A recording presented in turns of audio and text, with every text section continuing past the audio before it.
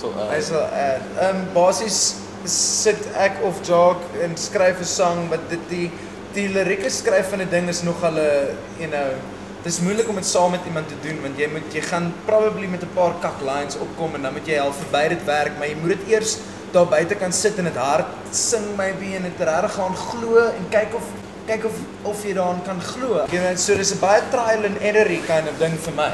So die lirieke skryf van 'n ding en die konseptualisering gebeur gewoonlik vir my alleen en vir hom alleen ook, man. Het kan baie dinge wees, want ons het blues songs en ons het al selfs 'n country song of twee en ons het bietjie metal influences hier en daar, bietjie folk, maar meestal folk van ja, maar dit is ook dan na die musiek en hoe die musiek actually klink, is dit al meer, is dit baie lyrical en stories vertel en kom uit theater en cabaret kind of ding uit. Ja, daar's 'n politieke ondertoon by van die goed, nie by alles nie.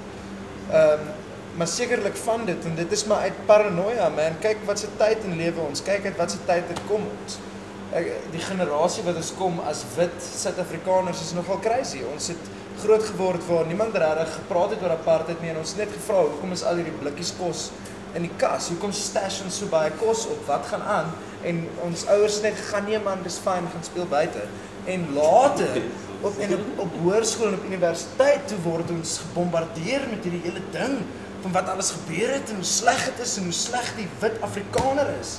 En ons is maar ons is wit Afrikaners. Wat nou? Jy weet, die sang gaan oor temptasie. Dit gaan maar net oor jy kan so hard as wat jy wil probeer om goed te wees, maar daar word so baie goed in jou pad gegooi. En dit is net so maklik om kak in te jaag.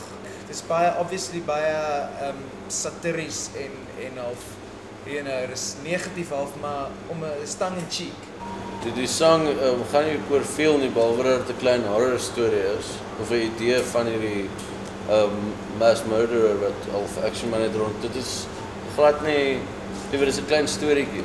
So dit is glad nie ernstig enigsins sê. Maar dit gaan oor die idee van hierdie brawe rond gaan mense opchop en hulle huise rooi verf met hulle eie bloed en so. Ons is Mr. Cat and the Jackal en hierdie is Balaclava.